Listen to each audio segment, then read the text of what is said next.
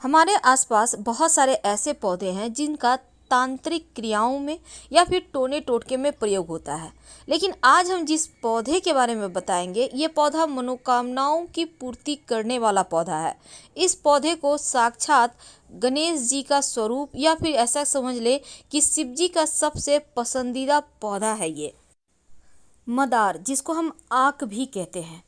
मदार के पत्ते, मदार के पुष्प और जड़, यहाँ तक कि मदार के दूध से भी वशीकरण होता है। आज हम आपको 3 प्रयोग बताएंगे जिससे आप शत्रु पर आप ये प्रयोग कर सकते हैं। शत्रु शांत हो जाएगा, वो बस में हो जाएगा। प्रेमी प्रेमिका लव रिलेशनशिप में परेशानी है या फिर वैवाहिक जीवन में समस्या है तो भी इसका वशीकरण कर सकते हैं। पूरी तरह से सात्विक है, इसमें किसी को हानि नहीं होगा। और तीसरा, अगर नौकरी व्यापार में परेशानी है तो भी आप वशीकरण कर सकते हैं। देखिए, मदार के पत्ते से वशीकरण करना बहुत आसान है। सामान्यतः आप ये कह सकते हैं आक का पौधा आपको हर जगह मिल जाएगा, लेकिन जो सफ़ेद वाला आक का पौधा है जिसको मदार कहते हैं, ये सबसे ज़्यादा इसका ही असर होता है जब आप किसी तरह का कोई टोना टोटका प्रयोग करते हैं। तो आप पहले ही देख लें कि वैसे तो रोड साइड मिल जाएगा आपको ये पेड़, तो पहले ही आप ढूंढ के रखें कि ये पेड़ सफ़ेद आक का कहाँ पे है, फिर आपको ये प्रयोग करना है। और जब भी आप प्रयोग करें तो पहले जाकर निमंत्रण दे आए आक के पौधे के पास। कैसे देंगे? आप एक सुपारी, एक सिक्का और थोड़ा सा जल लेकर जाएं, किसी बोतल में भी ले जा सकते हैं, और पेड़ के पास जल अर्पित करें जड़ में।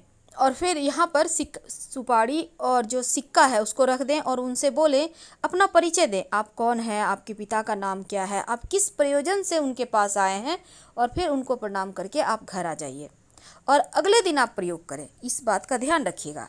तो चलिए देखिए, अब हम एक छोटा सा प्रयोग आपको बताएंगे। कई बार क्या होता है ना, आंकड़े या मदार का जो प्रयोग है कई प्रकार की तांत्रिक क्रियाओं के लिए किया जाता है। तो आज हम बहुत तरह के प्रयोग होते हैं, पर हम आपको कोई बड़ा वाला तांत्रिक प्रयोग नहीं बताएंगे। हम पहले ही क्लियर कर दें, वो जो होता है मारन वाला, वो सब नहीं बताएंगे। सिंपल तरीके से आप शत्रुओं को शांत करें, आप प्रेमी प्रेमिका एक दूसरे के करीब आएँ, बस यही बताएंगे। तो चलिए हम जानते हैं, एक बात जान लें कि जिस घर में, घर के बाहर, बाउंड्री वॉल के बाहर मदार का आक का पौधा होता है, उस घर में कभी भी किसी की नज़र दोष नहीं लगती, नकारात्मक शक्तियाँ प्रवेश नहीं करती। अगर आपके घर के सामने मदार का पौधा है तो आप बहुत भाग्यवान हैं। अब जरूरी नहीं है कि गेट के ठीक सामने हो, आपके बाउंड्री वॉल के आसपास भी हो सकता है। तो ये पौधा का होना बहुत अच्छा होता है, क्योंकि आपके घर में लोगों का तंत्र क्रिया असर नहीं करेगा या फिर लोग कर ही नहीं पाएंगे। लेकिन सवाल ये भी है कि कहाँ पे लगाएं, किधर लगाएं। तो देखिए, उसके भी वास्तु में नियम है। आक का पौधा जो होता है ना, वो भले ही तंत्र क्रियाओं के लिए भी यूज होता है और उसको नष्ट भी करता है, और इसके दूध से भी वशीकरण होता है, इसके पत्ते का भी प्रयोग होता है। तो चलिए, आज हम बहुत सारी बातें करेंगे, लेकिन एक बात खास, मदार का पौधा जब भी लगाएं, घर के मुख्य दरवाजे के बाहर दाहिने तरफ। एक और बात, जब भी आप कोई टोना टोटका करते हैं तो शनिवार को ज़्यादा अच्छा रहेगा करना। और पहली बात, आपको शुक्रवार के दिन ही निमंत्रण देकर आना होगा।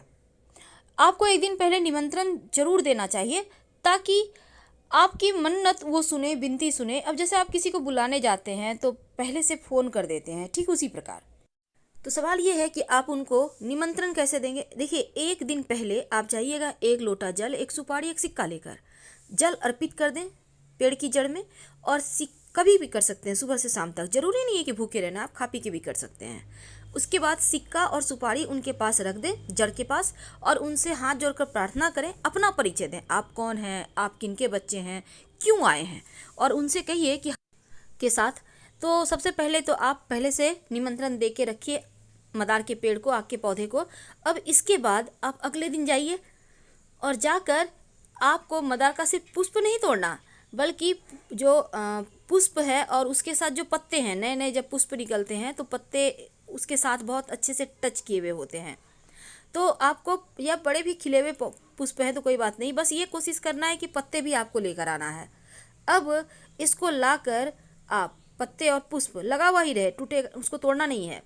अब लाकर हनुमान जी के मंदिर में जाइए। अब हनुमान जी के जो चरणों में सिंदूर होता है, आप उसको थोड़ा सा उंगली से लें और लेकर अपने और उस व्यक्ति का नाम लिखें जिसके साथ आपको रिश्ते बेहतर करने हैं। यानी आप लव का भी नाम लिख सकते हैं यहाँ पर और जीवन साथी का भी नाम लिख सकते हैं। जिसको भी बस में करना चाहते हैं उसका नाम लिखिए हनुमान जी के चरणों के सिंदूर से। अब इसके बाद मौली धागा के द्वारा दोनों जो आपके जो पत्ते हैं ना, पुष्प को अंदर रखना है और पत्ते चारों तरफ से उसको कवर करके मौली धागा के सारे बांध दें और जो लिखिएगा वो पत्ते पर लिखना है। वशीकरण हो जाता है और ये प्रचंड वशीकरण है। इसको करने के बाद आप कहीं मिट्टी में दबा दें, पीछे मुड़कर मत देखिएगा, कभी भी खाली नहीं जाएगा। अब हम आपको एक छोटा सा प्रयोग बताएंगे। जब शत्रु विरोधी ज़्यादा परेशान करे, जब आपको लगे कि यहाँ से बाहर नहीं निकल पा रहे, शत्रु बहुत परेशान कर रहे हैं, तब एक छोटा सा काम कीजिए। आपको यहाँ भी निमंत्रण देना है पहले से, इस बात का याद रखिएगा। अब आपको ये प्रयोग देखिए, जो शत्रु है उसी के ऊपर कीजिएगा। आपको सफ़ेद वाला आक का पौधा है, वहाँ पर आप जाइए। अब पत्ते तोड़िए पौधे के और पत्ते से जो दूध निकलता है उस दूध से आक के पत्ते पर शत्रु का नाम लिखिए। यानी कि आक के पत्ते पर, मदार के पत्ते पर ही मदार के दूध से शत्रु का नाम लिखें और फिर इस पत्ते को वहीं पर ज़मीन के अंदर पेड़ के पास ही गड्ढा करके दबा दें और मिट्टी ढक दें। शत्रु बस में हो जाएगा, शत्रु शांत हो जाएगा और आप फिर परेशान नहीं होंगे। वैसे ये प्रयोग एक ही बार में काम करता है। संभव हो तो जैसे ग्रहण होता है, पूर्णिमा है, अमावस्या है, शनिवार है, इन सभी दिनों में अगर ये प्रयोग करें तो वो ज़्यादा असर करेंगे, जल्दी अपना असर दिखाएंगे। ज्योतिष के अंदर यहाँ तक माना जाता है कि अगर आप मदार की जड़ को ताबीज के अंदर रखकर, यानी सफ़ेद मदार की जड़ ताबीज के अंदर रखकर काले धागे में बांधकर गले में या बाह में धारण करें तो आप पर कोई कितना बड़ा भी तांत्रिक प्रयोग किया होगा वो समाप्त हो जाएगा। तो अगर आपको भी लगता है आपके घर के आसपास किसी ने कुछ किया है तो ये प्रयोग कर सकते हैं और 1 महीना के बाद मिट्टी में दबा दें। तो चलिए सबसे अंत में एक खास उपाय। कई बार क्या होता है, आपके ऑफिस में, आपके व्यवसाय स्थल पर लोग बहुत परेशान करते हैं, कई बार घर में भी लोग परेशान करते हैं। तो ऐसे में एक छोटा सा काम कीजिए। आक के मदार के पत्ते से ये भी वशीकरण होता है, लोग परेशान नहीं करेंगे। तो आपको मदार के पेड़ की जड़ किसी भी शनिवार के दिन थोड़ा सा तोड़ कर ले आइए, लेकिन पहले शुक्रवार की शाम निमंत्रण दे आइएगा। और इसके साथ ही एक पत्ता भी तोड़ कर ले आइए, आक का जड़ थोड़ा सा और एक पत्ता। अब इसको मदार के जो पत्ते हैं और जड़ है इसको ले आइए। अब इनको पीस लीजिए अच्छे से और फिर किसी मदार के पत्ते को धोकर, यानी कि जो जड़ है उसको पीस लिया, अब मदार के पत्ते को धो लीजिए, उसके ऊपर जड़ को थोड़ा सा घी के साथ रखिए। अब इसका आप तिलक कर सकते हैं, जिसके भी सामने जाएंगे वो बस में हो जाएगा। आप चाहें तो मदार के पत्ते भी पीस लें, मदार का जड़, मदार का पत्ता और थोड़ा सा घी मिक्स करके। ये प्रचंड वशीकरण है। आपके नौकरी रोजगार में भी आपको समस्या नहीं आएगी, कोई भी आपके सामने टिक नहीं पाएगा और ये वशीकरण तिलक है। वैसे तो आप वशीकरण के लिए यहाँ पर आप चाहें तो लाजवंती के पौधे का जड़ भी डालकर, पीसकर डालकर आप प्रयोग कर सकते हैं, इससे भी वशीकरण होता है। तो छोटे छोटे प्रयोग हैं पर इसके असर आपको बहुत लंबे समय तक दिखेंगे। अब देखिए, सफ़ेद मदार की जड़ और पत्ते से जो वशीकरण होता है वो कभी खाली नहीं जाता। तो अगर आप एक छोटा सा प्रयोग करें, जैसे कि एक सफ़ेद का मदार का एक पत्ता तोड़ कर ले आए और पत्ते को घर के बाहर कोने में दबा दें। जब भी कीजिएगा बस चुप रहना है। अब ये नहीं कि बातचीत कर रहे हैं, प्रयोग कर रहे हैं, बिल्कुल ऐसा ना करें। चुपके से करना होता है टोटका, जैसे कोई टोके नहीं, बातचीत ना करें।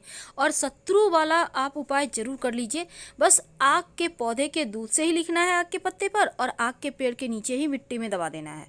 और जितने शत्रु उतने पत्ते पर लिखिएगा, एक ही पत्ते पर सारे शत्रु का नाम मत लिखिएगा। आपको तो पता है जब 10 साल पुराना आग का पौधा हो जाता है तो उसकी जड़ में गणेश जी की आकृति बन जाती है।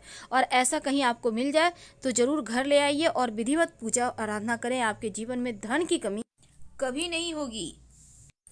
लेकिन इसी आक के पौधे की जड़ को अगर आप शिवलिंग पर अर्पित कर दें और फिर इस जड़ को जो स्त्री संतान की चाहत रखती है वो अपने कमर में सफ़ेद धागा या लाल धागा में बांध कर पहन ले तो 3 महीने के अंदर गर्भाधान होता है, संतान की प्राप्ति होती है।